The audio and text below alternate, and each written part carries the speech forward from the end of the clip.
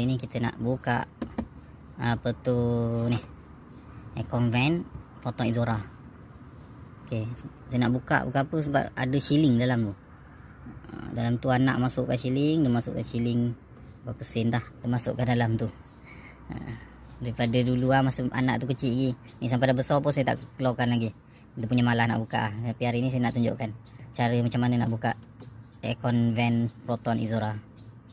Cara dia yang pertama kita kena tutup dulu ni tutup dulu van ni, aircon van ni. Lepas tu kita masukkan apa-apa besi ataupun congkel yang boleh masuk dalam ni.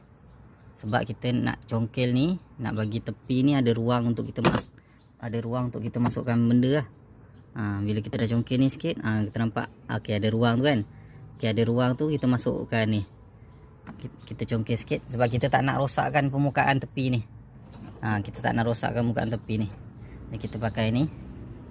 Kita apa-apa besi boleh lah, kita congkel sikit je dulu ni. Untuk kita masukkan benda kat sini, kat tepi tu. Okey, nampak tadi kita dah congkel daripada atas tu, kita dah boleh masukkan ni. Lepas tu dah masukkan ni, kita congkel dia ke atas. Kita dah dapat buka sikit je kat tepi ni. Kita boleh terus tarik lah keliling dia ni. Kita tarik dia punya klip.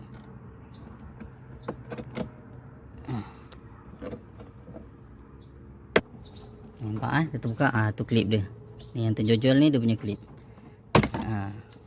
Kita dah dapat cabut tu, jadi senang lah terbuka. Okey, nampak tu klip dia. Bawah tu ada 2 klip dia. Dan atas pula ada 3. Satu jenis macam ni, yang 2 lagi jenis macam ni. Jadi klip dia semua sekali ada 5 lah. Jadi dah terbuka aircon van kita. Nampak tak duit dalam tu? Itulah duitnya yang dimasukkan. 5 sen. Duit 5 sen. Bukan 1 sen, duit 5 sen dimasukkan. Duit tu pun sampai ada berkarat dah. Sampai dah tukar color dah. Punyalah lama dia masukkan. Malas nak buka. Kita dah keluarkan duit shilling ni, kita masukkan balik lah ni. Cara nak pasang dia mudah je. Kita masukkan balik, kita tekan je. Sebab dia pakai klip cuma nak buka tu je lah susah sikit. Nak pasang tak ada masalah. Kita buka dah masuk siap. Cuma nak buka tu macam saya ajar tadi lah. Kita kena congkel daripada sini pakai besi rata atau apa-apa besi lah yang keras untuk tahan. Kita dah congkel sini, baru kita boleh masukkan tepi ni.